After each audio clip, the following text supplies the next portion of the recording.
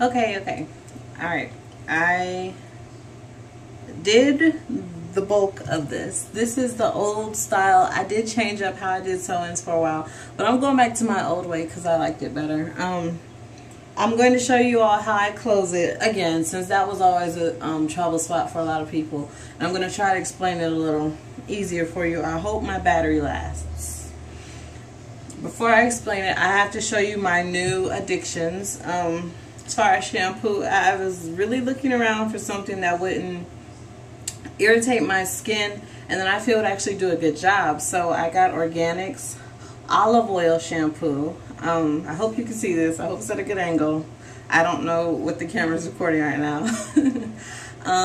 Stimulates thinning hair, revitalizes dry, itchy scalp. I have naturally fine hair. Like, you'll say, your hair is thin. I'm like, well, yeah.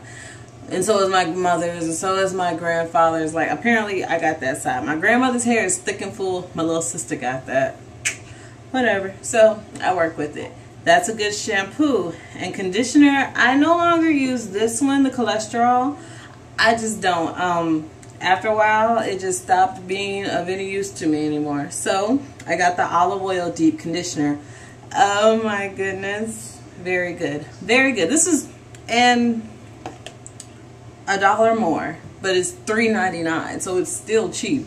And it's very good. My coils just, they curled up very nicely. My hair felt really healthy, and it didn't have a it had a lighter feel to it. And I can't find a single ingredient in this conditioner that I disagree with.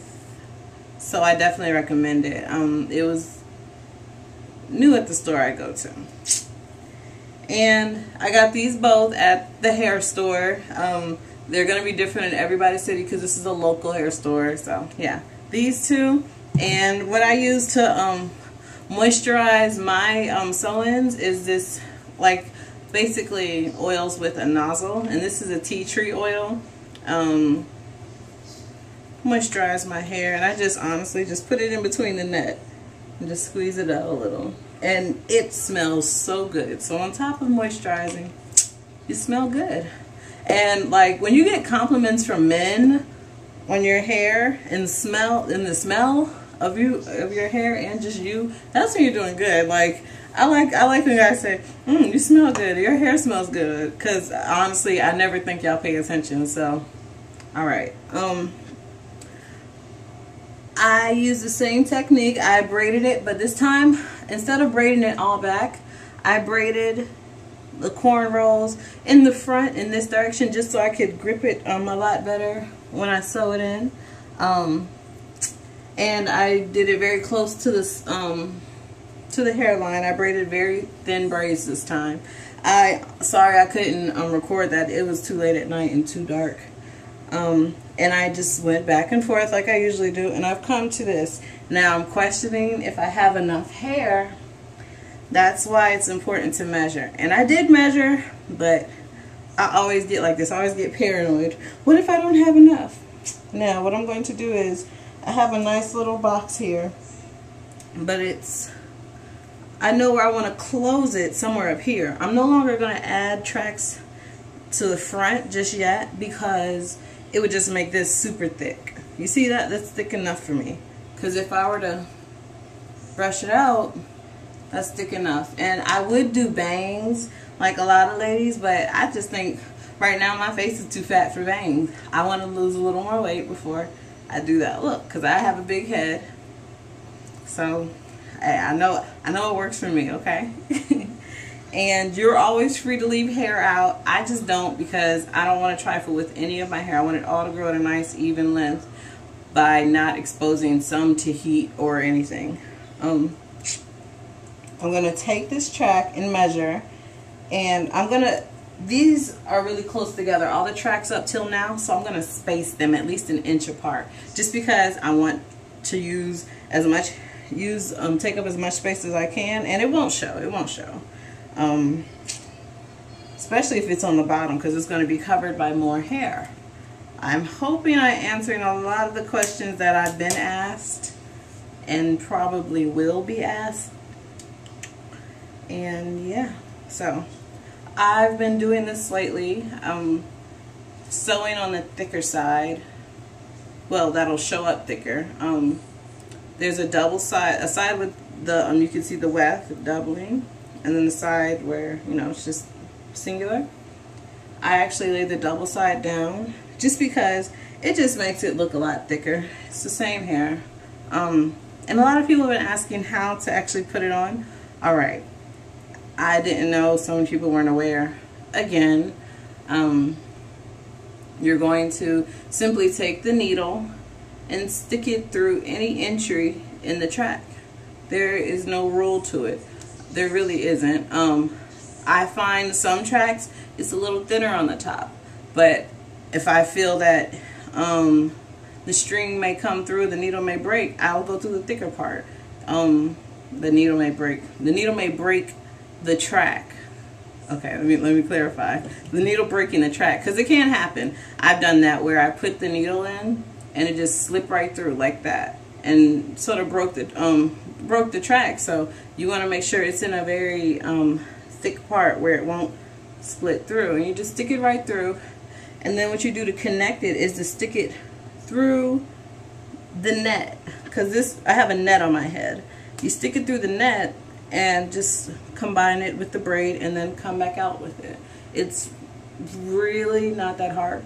And if you know anything about sewing, you'll be a little familiar with that. And you really are trying to combine every single piece. So you don't have to ask me, Kiana, exactly what am I sewing through, the net or the hair? You're sewing through it all, because you don't want it all to be stuck together, unless you want the tracks to be able to just fall off.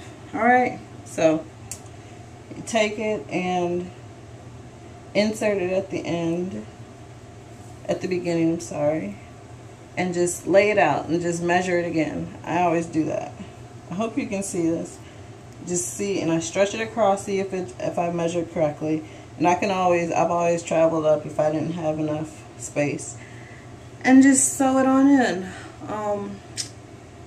It would take you, well, honestly, it would take you as long as, depends on your expertise. I'm going to try not to switch up my weave so much. I'm trying to save more money, and me changing my hair all the time. Yeah. I could say I change my hair every single week. And with that, I'm trying to add up all the money I spend on that. Yeah, I don't even want to think about it. But yeah, I'm trying to spend more wisely.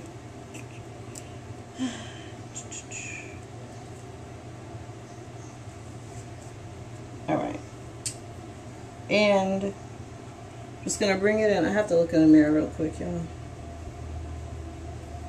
And you're really trying to close in this gap, so just improvising, and you don't necessarily have to make straight lines unless you want to, because honestly no one can see it but you when you remove it.